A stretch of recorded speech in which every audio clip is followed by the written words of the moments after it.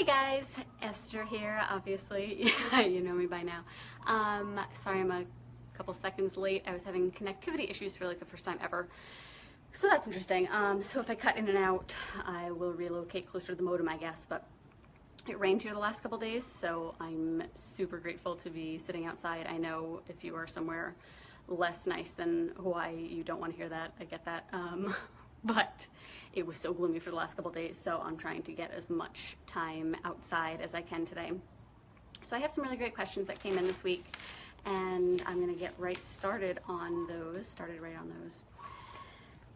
I haven't spoken to a lot of people today, so if my words are like coming out in nonsensical orders, that could have something to do with it. I think the only person that I've spoken to is the barista at the coffee shop so far today, so still working on that groggy morning voice. Anyway, so the first question that came in today was in response to the blog post that I published today and the question is the following. I read your post today about meal plans, and I get that they're not what I need, but I feel like I need more direction. Can you help? So this is a great question. Absolutely. I totally understand the need for some additional guidance. If you haven't read that post, I'll link it below because it does have some, I think, really valuable information in it. But the gist of it was that you might think that you want a meal plan and that's the answer to your problems and that's what you need to be successful, but it's really not. And the article goes into sort of why that's the case, and additionally what steps to take to be successful with that one. So most important initially before you make any changes is really learning about the components of balanced meals. So first, before trying to change anything, you have to figure out what are your current meals missing? You're looking for a protein, a veggie, a smart carb, and a healthy fat in pretty much all of your meals. If you have no idea what I'm talking about at this point, I'm going to link my ultimate guide to healthy eating made simple, and that really is a great resource to start off with. If you're like, well, you lost me already, I don't know what you're talking about, that guide will help break down kind of the basics for you and really is a great starting point. So if you don't know if your meals have all of those components, or you think you do, but you're not sure, then feel free to ask in the group. Odds are, if you have a question, likely other people have the same one as well, or don't even realize that they had that question until you ask it, and they're like, oh, I'd like to know that too. So don't hesitate to reach out in the group with questions like that. And then, like I said, that guide is a really good resource as well. So once you're more familiar with the components of a balanced meal, then you obviously want to focus on making more of your meals complete in that way. So just to give you an example, because I know it can be really frustrating when somebody's talking in these like kind of broad terms that you're like, I think I get it, but like I still want kind of specific examples to see if I'm even on the right track. So a sample day. Breakfast could be an omelet or a frittata with ham, onions, peppers, which I feel like is maybe a Denver omelet or a Western. I get those mixed up all the time, but regardless, and a side of home fries. As I'm mentioning omelets, here's a tip. So if you're anything like me, the flip of the omelet is very mostly a disaster. So somebody a while ago turned me on to using the broiler. So I use like my big pan and I make my, I put all my stuff in there and I just let it set until like the bottom of the eggs get cooked. It can still be kind of runny and liquidy on the top. And then I stick it in the broiler on high for 2 or 3 minutes, and that cooks and browns the top, I guess, egg dish instead of a semicircle. And then since it's cooked, if you want to flip it in half, then it looks exactly like an omelet, but you didn't have to struggle with trying to like do the flip and spatula and stuff. So there's a tip for you. With all your components. For lunch could be a salad with basically all the veggies you can find, some kind of greens, obviously lettuce, tomato, onion, peppers, cucumbers, all that stuff, topped with, say, shredded chicken, diced apple, and walnuts. So you're covering all your bases there. Dinner could be spaghetti squash and tomato sauce with a lean ground beef and a side of mixed berries. So what you'll notice about all of those meals is that you are getting, with that dinner, and when I was making my notes, I didn't really include a healthy fat in the dinner. So you could cook that in olive oil, or you could top it with, say, avocado or something. So what you should notice about all of those sample meals is that they hit all of your bases. They've got the protein, the veggie, the smart carb, and the healthy fat. So that should be kind of a good guideline for you for, you know, not using a meal plan, but figuring out basically like how to get started. So again, let me know if you have any questions about that, or you know, which group of food falls into, or anything like that. So the next question is still related to food a little bit, and someone asked what a day of eating looks like for me. So I always like hearing, you know, kind of people's personal experiences or personal stories or that sort of thing. So obviously kind of the standard disclaimer here is this is what works for me, and this is not like licensed to just copy what I do and assume that that's going to work for you. So to tell you a little bit about me, I am a pretty small person. I've had my resting metabolic rate tested a couple of times, and both times the tester has told me that it was one of the lowest they'd ever seen. So I'm a little person to begin with, and my metabolism, despite a lot of weight training, things like that, isn't super fast. In addition to that, even though I work out pretty intensely most days of the week, I'm pretty active, you know, in the gym, I also have a sedentary job. I'm mostly sitting at my computer, you know, responding to emails, interacting with clients that way. So like my daily life isn't super active. So all of that kind of plays into what I eat. That being said, I am a major volume eater. So just go back for a second, as a small person, you know, if we use the hand portion, since my portions themselves are pretty small, high volume foods is because, say for example, the carbs in a quarter cup of rice are roughly equivalent to the carbs in an entire like medium-sized apple.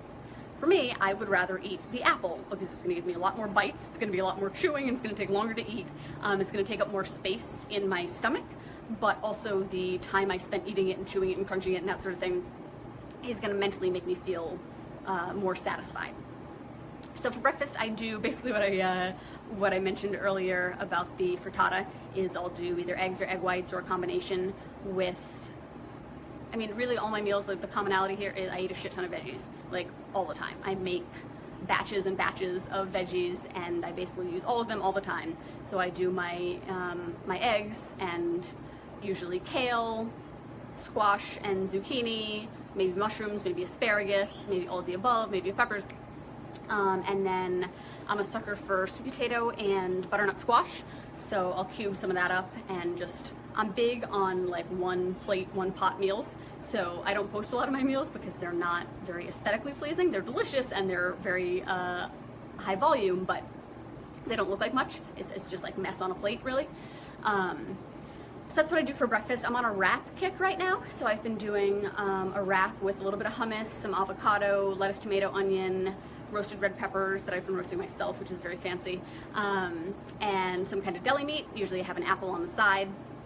And then dinner I do, you'll see that the sample day I just talked about is very close to my actual day. So I do spaghetti squash with potato sauce, again, whatever veggies I can get my hand on, either lean ground beef, ground turkey, or crock pot chicken. Sometimes I top it with avocado, or I'll cook it in an oil.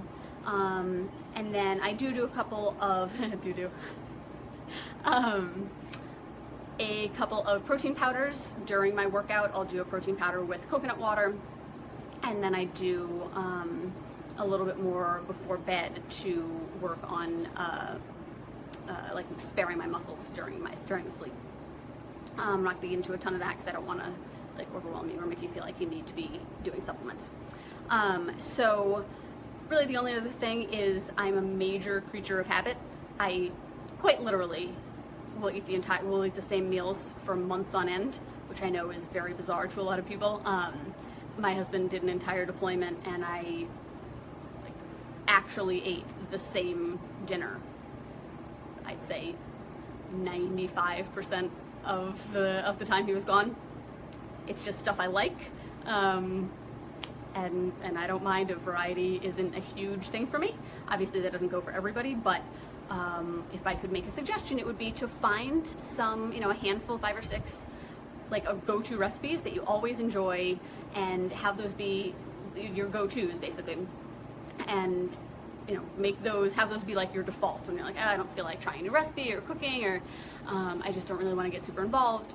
Have those be your fallback, and then when you have more time, you're feeling more adventurous or need to change things up, then try a new recipe. But especially if you're just getting started on your sort of healthy eating journey, don't stress yourself out about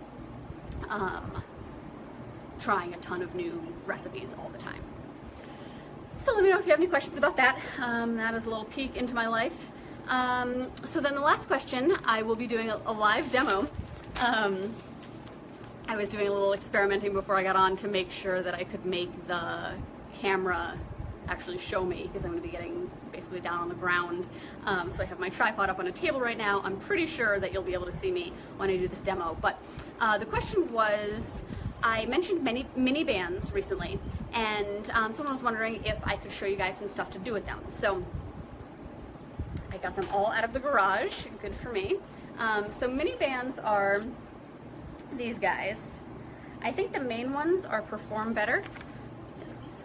I'm not sponsored by them. Wouldn't mind it if they gave me free mini bands, but I'm not currently. I just like them. So these are very pretty, rainbow-like. You probably can't tell because this is a video, but the colors are different thicknesses. They're not just pretty, they also indicate a different thickness. So this purple guy is the thickest, and this yellow guy is the thinnest. So I basically use that as my guideline for which body parts to use them for. Just as kind of a general guideline, I use the yellow for upper body and I use the blue for lower body. Obviously this depends a lot on you. If you have a strong upper body, you might want more resistance. They also do stretch some as you use them. So like when you first get them, they sell them in a pack. So you get all the colors. So you first get them and like all the colors are really hard. And then once you actually use them a little bit, you stretch them out a little bit and they get a little bit more easy to manage. So just keep that in mind, that if you've had them for a while, you might have to bump yourself up a level just due to use. So I'm going to be demoing with blue and yellow today, and I'm going to show you a few upper body moves and a few lower body moves in the opposite order. I'm going to do lower body first, but that's irrelevant. Alrighty, so let me see what we worked out here. Welcome to my patio. I moved the table, the other table and chairs, over to make more space. You guys, this is really cool. I got both sets of tables and chairs for free. We had just moved in, and now I'm like crouching in an awkward position. We had just moved in, and I was walking down to the coffee shop where I do a lot of my work, and it was garbage day, and a guy had one of the tables out on the curb with a sign that said, "There's another one and chairs free if you want them." So just good timing. I walked by, he said, like 3 minutes after he put it out there. So they're all mine. First thing I did was take the cushions off to wash them and ruin them in the washing machine. So I just got some new ones at Costco. I got new ones for the ones that you can't see because I'm too cheap to buy 4 at a time, so I got 2. Anyway, that was a major, major tangent. So you'll probably want to do this stuff with like sneakers on, but I'm wearing sandals, so that's fine. People throw out such nice things. I know. I will not get started on how many things I've gotten for free or very cheap since we moved here, but I wish that I could tell you all about it because I'm delighted. Anyway, so I hope you can still hear me. So I'm standing totally upright. The first one I'm going to do is a squat. So dropping down, trying to get my legs, my thighs below parallel, keeping my chest upright. So I'm just concerned that you can't hear me when I'm far away. So the point here is that having the band around your thighs is helping activate your glutes. So the next one I'm going to do is a couple of walking lengths. So the first thing you can do is crouch down a little bit, and do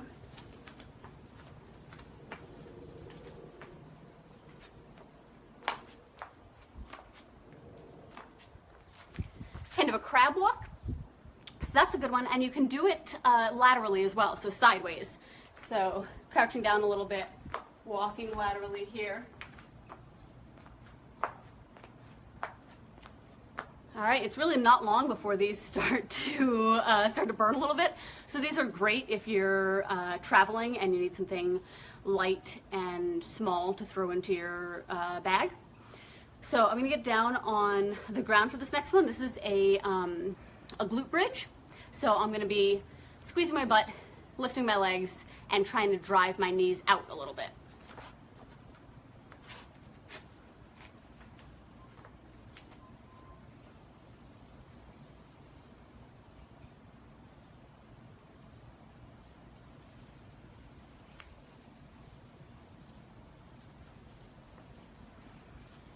So you will probably have noticed that the first one, the glute bridge, is a little graphic isn't the right word, but maybe seductive. I don't know. I guess it depends on what you're wearing. So maybe face a wall instead of a mirror if you do that one, or do it in the comfort of your home, or make sure that you're wearing undies if you do it. I do them in public all the time, no big deal. I don't really make eye contact, but don't be embarrassed. People will know what you're doing. They're not going to think you're practicing your sex moves, probably. That last one was one that I saw on a Instagram video, like 2 seconds before I jumped on this video, and that was with kind of driving your knees in and out pretty quickly. So that's a great one as well. You can do a lot of butt work with these bad boys. Alrighty, and for upper body, so this is cool. There's a ton you can do with this. You can start with just kind of in and out like this. To make it a little bit more intense,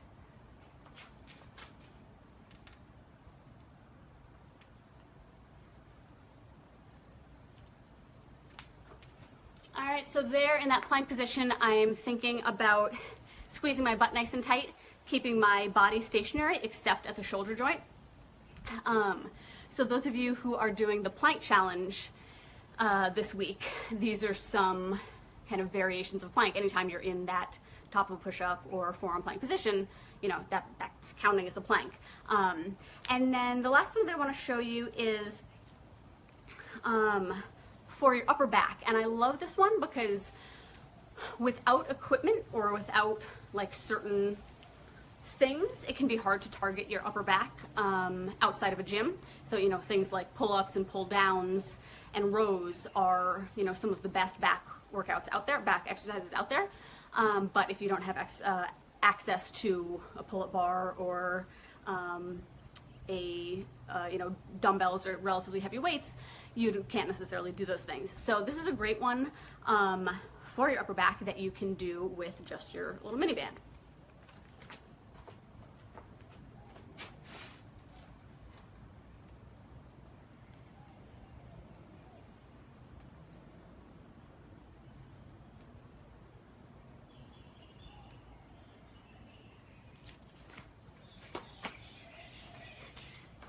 I don't know if you guys can see this, there's like this rusty nail on my patio. Probably should have picked that up before I got down there, but pretty sure my tetanus shot is still good. I don't know if you could hear when I was doing that last one that my shoulders were making a whole lot of noise, but it's a great stretch too. Also, because we spend a lot of time hunched over, I was taking some progress pictures earlier, and I did my one from the side, and I looked at it, and I was like, oh no, like I'm kind of developing that rounded neck forward sort of thing, which I want to try really hard to undo, and doing things like strengthening the muscles in the upper back of the shoulders is a great way to help combat that. So I hope that that was useful. I would love